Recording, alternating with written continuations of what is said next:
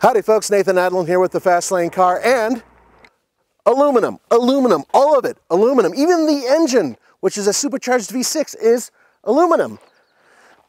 This is the 2014 Range Rover Sport, and it's pretty much all new, and it's all badass, and it's also over $71,000. Is it worth it? Find out next.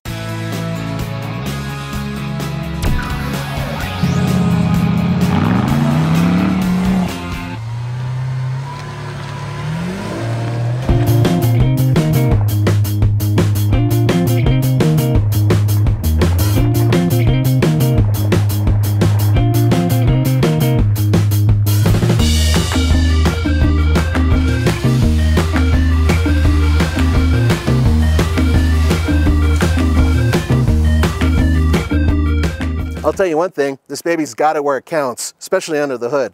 And it's one of the things that I've always loved Rover products, Land Rovers, Range Rovers, because they usually have fantastic power and they're amazing off-road. This is no different.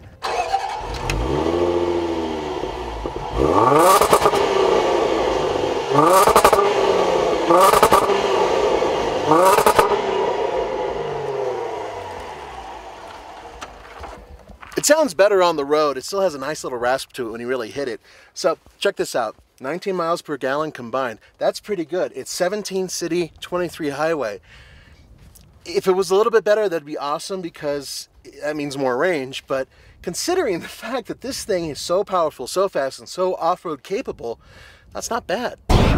This is a supercharged, yes, supercharged V6 that puts out 340 horsepower and 332 pound-feet of torque. It's hooked up to an 8-speed automatic transmission, feeding all 4 wheels.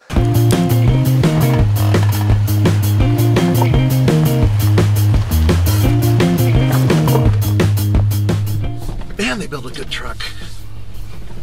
Yeah, I know, technically speaking, this would be considered a crossover, right? Because it's unibody, there's no frame underneath, 4-wheel independent suspension, but it really is a truck as far as I'm concerned. Although, you know, it even handles on the road as good as many cars, even better than some cars. I just know, I know this thing is absolutely fantastic off-road, despite the fact it has regular street tires. I've already been gushing all over this vehicle. I've been talking about all of its just fantastic abilities. So it's like it's a superhero, which in my mind it is. It's kind of like a superhero amongst vehicles that are normally very boring.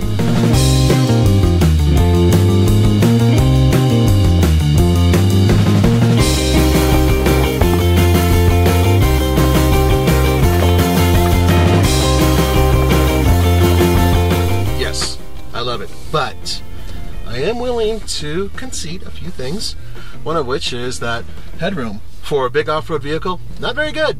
When I get in and out of it, if my seat's at my desired level and I'm a little over 6'1", I kind of have to duck my head to get in, so that kind of sucks.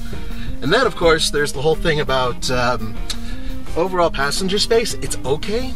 I have a really hard time believing that there's an optional third row seat that can actually fit back here, but there is one. In this case, there isn't one, because this is, thank God, the one that is just for cargo. And well, as you can see in terms of utility space, there's a decent amount of room, but it's also very narrow. And the liftover height, well, it's pretty high, especially when you're in full-blown 4-wheel drive garb.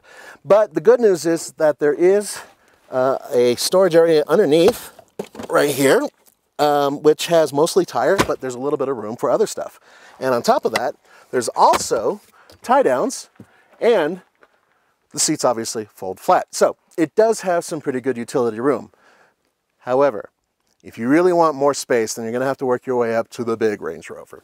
It's never really been needed, but updating and making the interior more sophisticated on any of their products is something that Rover always seems to get right. And frankly, they've just knocked it out of the park with this one.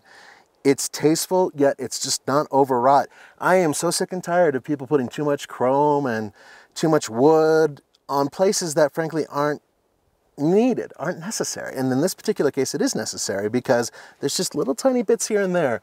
The overall two-toned dash, fantastic. The size of the screen, great. The location of most of the controls, right on. And the bottom line is that it's an extremely comfortable place to be. But with that said, there are still electronic glitches, specifically in the navigation entertainment system. It's slow, it's kind of dim-witted, and frankly, considering how much you're paying for this vehicle, it would be nice to have a better system.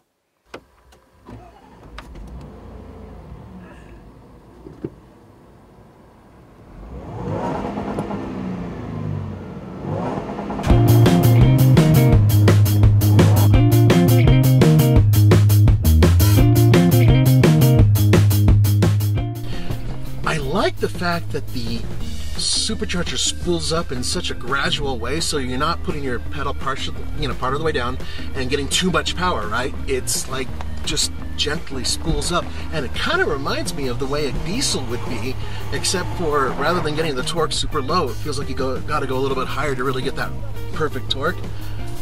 But once again, it's very easy to drive off-road. I bet you're wondering about the competition for the Range Rover Sport. And there isn't a lot, because it sort of sits in its own unique place. The Jeep Grand Cherokee, I personally feel, could compete with it if you're talking about the very top of the line model, but this is much more plush and a little bit more luxurious. Then on the other side, there's the Lexus GX, which off-road should be able to keep up with it, and it's very luxurious, but on-road, this thing will tear it up. For well over $71,000, this is a hell of a vehicle, and I think it's worth every damn penny.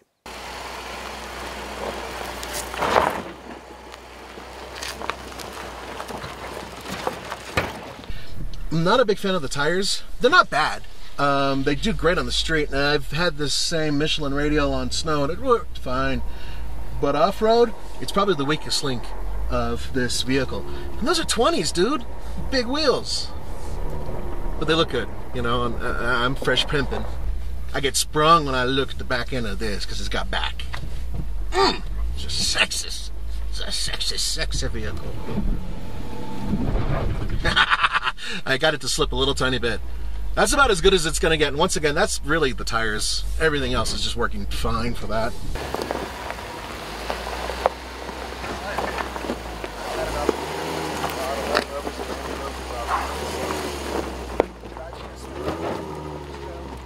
Check this out, guys. Down it goes. That's balance for you. And you know what? It's mostly due to the aluminum. Over 700 pounds out of the vehicle, and you can feel it on-road, you can feel it off-road. On the TFL scale of buy it, lease it, rent it, or forget it, yeah, buy it, please. I mean, it's a great vehicle. Yes, I love it.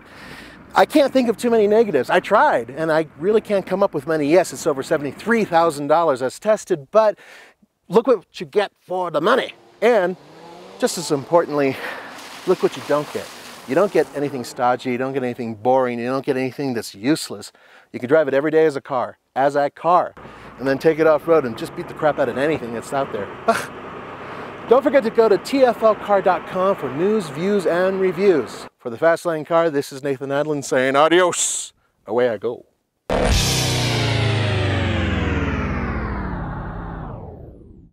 Okay, folks, right now we're what is called access mode. That means that we're low enough in order to get in and out of the vehicle very comfortably.